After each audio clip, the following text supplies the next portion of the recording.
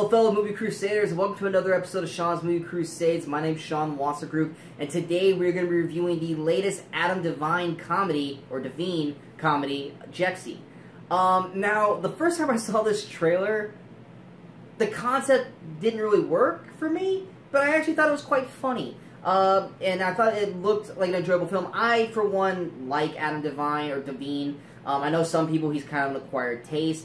And I know most of his films tend to get more on the rotten side than the fresh side. I'm for one. I am actually one of the people that actually loved Mike and Dave Need Wedding Dates, and I thought it was a hilarious film. And it was because of how Zac Efron and Adam worked together with obviously Aubrey Plaza and Anna Kendrick. I loved the combination of those four. I thought it was a very enjoyable film. So when Adam was getting his own film to kind of do something, and then they added the always amazing, in my eyes, Rose Byrne as the voice of Jexi, I had to check this out because, like I said, the trailer to me was enjoyable and funny. Wasn't expecting anything great out of this film, but as long as I laughed and had a good time watching it, that's all I was really looking for with this film overall. But yeah, so let's go ahead and hop into the review and see exactly what I thought of Jexi. So the general plot of Jexi is we have Adam Devine, who is playing Phil, and Phil, ever since a young age, has just been addicted to his phone. Like a lot of people in today's world, we see kind of like a day in the life of Phil, where his eyes are literally on his phone the entire time. He wakes up, he's on his phone in the shower, he's on his phone while he's brushing his teeth. He walks down the streets of San Francisco with his phone literally right here the entire time. He goes to work, he's in front of a computer screen with his phone next to him. He goes to bed, and this is his entire life. It's him just on his phone. He doesn't have any friends, he doesn't go out and do anything. It's just him and his phone, and that's just the way it is. And then one day, he drops his phone while meeting a very attractive girl, but he's so focused on the phone that he doesn't even realize the attractive girl in front of him. But his phone ends up breaking, and he has to go get a new phone. And that's where Jexi comes in. Jexi is basically a new automated system like Siri, and Jexi has a mind of her own. And her main focus point is to make Phil's life better by any means necessary, whether Phil likes it or not. So when Phil says no to going out and doing certain things, she will interrupt and say, you have no plans, you have no friends, you need to go out. If he's doing something at work that she thinks he should do more on, she will call people out, and it's out loud, and he has no way to keep Jexi quiet. Jexi is there to either A, ruin his life, or make it better, depending on how accommodating he is to Jexi. She literally threatens him at one point that if you don't use me, or if you put me down and leave me alone and stop using me, I will ruin your life. So he is forced to have Jexi in his life to make his life better, whether he wants to or not. And that's kind of the basic of the plot of Jexi. It's not a lot more deep than that. It's basically a man and his phone, and him trying to grow as a person and break free of this technological world. But yeah, that's the general plot of it. Now, what works with Jexi? The humor is hilarious. It's very funny throughout the film. There's a lot of laugh out loud moments, whether it be from Adam or whether it be from Rose Byrne as the voice of Jexi. I know a lot of people are like, oh, this is basically the comedy version of Her with Joaquin Phoenix and Scarlett Johansson, and you're right. It is basically a potty mouth comedy version of that. Except that the tables are turned in this one, whereas with Joaquin falling in love with his phone, Jexi falls in love with Adam. And so it's a nice little twist like that. But for the most part, the humor is actually really funny throughout, and it was very enjoyable throughout. Adam does a great job of kind of playing a doofus, kind of douchebag character, but then lovable at the same time. So that way, at the beginning of the film, you're not a fan of the guy in general, but by the end of the film, you learn to love the character overall. Also in the film, I'm going to say Rose Byrne as the voice of Jexi. Yes, are you able to ever hear her actual voice in the film? No, because she's playing an automated tone. But anyone who's watched Rose Byrne as a comedy actress, whether it be Bridesmaids, Get Him to the Greek, Spy, Neighbors. She's an amazing woman. She's hilarious, and laugh out loud whenever she's on screen. She's some of the best parts of most of the movies she's in. And even with this, where we don't hear her actual voice, we hear her tone. Like, when she says certain things to the Phil character, it's like, that's totally Rose Byrne saying that, even though we don't hear her voice. And I think Rose does a great job with the voice of Jexi. Another standout for me in this film is Alexandria Shipp. She plays Kate, which is the attractive girl that runs into Phil when he drops his phone. Jexi kind of pushes him towards trying to make a move on her and develop a relationship with her. And while Alexandra Shipp, I mean, she's been in a few things. I mean, she was Storm in the latest X-Men films. She was also in Love, Simon. In this film, honestly, I kept just thinking that she was Haley Steinfeld for the most part in this movie, which is not a bad thing. I think Haley Steinfeld's a fantastic actress, and Alexandra Shipp was making me think of her throughout the entire film, which made me like Alexandra Shipp a lot more, because honestly, in X-Men, I mean, she didn't really get a whole lot to do with Storm, and she was solid in Love, Simon, but I really liked her performance in this film overall. She's a very likable character. She's very lovable, and she's got that a bit of rebelliousness in her that really brings Phil out of his shell, and I really liked their dynamic in the film overall, and so I really liked her performance. There are some other performances that popped in. You got Charlize Yee, I'm probably saying her name wrong. Michael Pena is the boss. He's very cringeworthy, but it works for what's happening in the film. Ron Funches, I think Ron Funches is a great comedian. He gets small parts in here as well.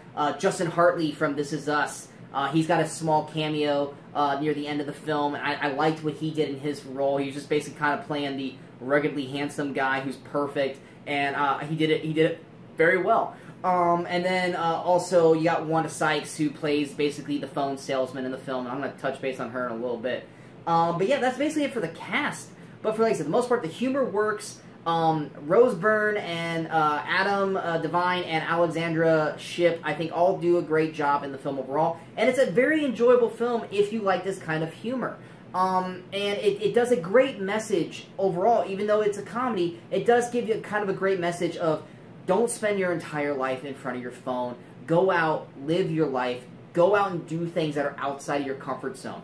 Go out and meet friends. Go out and meet people. Go out and do certain things. Don't just be in front of your phone and sit on your butt at home watching Netflix all day. Go out and try to live a little. Yes, I know it's very hard for me to say, as I'm literally talking to a screen right now trying to get you guys to watch a review. But that was the message of this film, is to not let technology control your life, to actually go out and live it, and use technology as a secondary item, whereas most people today are using technology first and living second.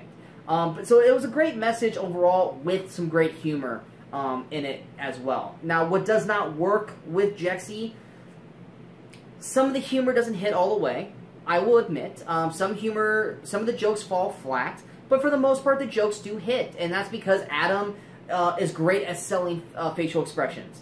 And Rose Byrne's delivery, even in automated form from a phone, hits beautifully. Like I said, Michael Pena's character is very cringeworthy through most of the film, but it works for the comedy that's going on. But I can see him as a huge negative in the film overall. Well, the biggest negative for me was there was one character in this film that I honestly could not stand. It took me out of the film because no one in this world could do what she was doing and still have a job. And that is Wanda Sykes' character. She doesn't even have a name, I don't think. She's just phone salesman. We see her 3 separate times in the film. Each time, she's god-awful in it. And I actually like Wanda Sykes. There's nothing against her. But she's basically playing Wanda Sykes in a film where she's supposed to be a phone salesman. And the way she talks to Adam's character is incredibly ridiculous. Is the worst you could talk to a customer possibly. So, no way she should have this job. She shouldn't have kept her job. Her jokes aren't even funny. I was in a theater, and this movie, the audience was laughing a ton. But whenever she was on screen, and she was just going, joke, joke, joke, joke, joke, no one laughed. Because it was kind of like Kate McKinnon's performance in Yesterday. She did not fit in this film, and her jokes just kind of came off mean, and not funny. And that's what Wanda Sykes' character was like in this film. And that's kind of the only real negative of the film, was just her performance was cringeworthy bad and just took me out of the film, and I could not wait for her to get off screen. And it was only 3 scenes. So for me to just want her off screen as fast as possible in only 3 scenes says a lot about her performance overall in the film. And then obviously with the story, it's a very basic story. It's a very basic comedy. So it's not going to be up to the heights of like some of the best comedies out there, but it's definitely not a bad comedy overall. It is just a movie that came out that is about a man and his phone, and it's very entertaining. So I mean, don't go into this movie expecting this fantastic film. Kind of like I said with Gemini Man in an earlier review. Sometimes it's okay to just have a straight up comedy film or a straight up action film, and it doesn't have to blow you away or do something incredible for you to like it. And that's the thing with Jexi. It's very simple in what it's trying to do, and it worked for me, and I actually enjoyed it overall. So going to my overall thoughts, for anyone who just wants a good laugh and a good comedy overall, I would strongly recommend Jexi. I liked it quite a bit. I liked the main characters in Adam Devine, or Devine, I never know if I'm saying his name right, Rose Byrne and Alexandra Shipp. I liked their 3 characters overall. They were very amusing to me and enjoyable throughout the film. Some extra supporting cast, they don't get a whole lot to do, but it's not really their film. They're just kind of side characters for Phil to interact with. I thought they worked for the most part, and of course, like I said, the humor worked more times than not overall in the film, and the film had a good message overall. So I definitely strongly recommend Jexi to anyone who wants a good comedy and likes those characters or likes those actors overall, because I think you guys will enjoy it for the most part. So going to my actual review score of Jexi, I am going to give Jexi a 7.4 out of 10. It's not the best comedy of the year by a long shot, but it's definitely not bad at all, and I strongly recommend seeing the movie overall, because I had a good time watching it, and I think you would too. So a 7.4 out of 10 for Jexi. It does not crack my top 10, so going to the top 10 of 2019, it's going to stay the same as it's stayed for last couple weeks now, and that is with Toy Story 4 at the #1 spot, Avengers Endgame at number 2, followed by Joker, Peanut Butter Falcon at number 4, Rocket Man at number 5, Spider-Man Far From Home at number 6, Booksmart at number 7, with Us at number 8, John Wick Chapter 3 Parabellum at number 9, with Once Upon a Time in Hollywood rounding out the top 10, with It Chapter 2 right outside the top 10.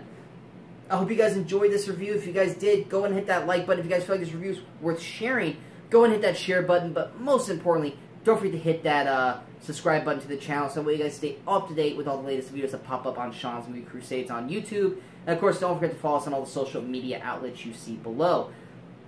This weekend, we got 2 movies coming out on streaming that I will probably be watching and reviewing, that being Little Monsters, the Lupita Nyong'o child zombie film that I've heard great things about. Now, if I get to watch that this weekend, because I do have work, I'd definitely be on the lookout for a review for that. And then also, any Breaking Bad fans, I'm a huge Breaking Bad fan, it's one of my favorite TV shows of all time. El Camino, a Breaking Bad movie, comes out this weekend as well. So if I can get both of those watched this weekend, be on the lookout for reviews for those. And then, of course, next week, we got 4 movies coming out next week. Now, whether or not I will get all 4 of those movies where I'm at is an entirely different situation. But we do have 4 top-tier films coming out. We got Maleficent, Maleficent 2. We've got Jojo Rabbit. We got The Lighthouse. And then, of course, Zombieland Double Tapped. If I will 100% see Zombieland Double Tapped. The other 3 films, a lot of it just depends on time and whether or not those films are in my theaters. Jojo Rabbit and Lighthouse are probably the 2 that I probably won't be able to watch because of that. But whenever those 2 films do pop up in my theaters, I will definitely check those out and have reviews on the channel for you. Maleficent, I wasn't a huge fan of the first one, so I don't know if I'm going to technically check that one out, but we'll see what happens coming this Thursday. I might just check that out before I see Zombieland. But definitely be on the lookout for a Zombieland review, because it definitely will be out this time next week. But yeah, definitely a lot of reviews coming up, so be on the lookout for Zombieland Double Tapped, El Camino, a Breaking Bad movie, and of course Little Monsters, as you will be seeing those coming up here very shortly. And until next time, in case I don't see you, good morning, good afternoon, and And good night, Movie Crusaders.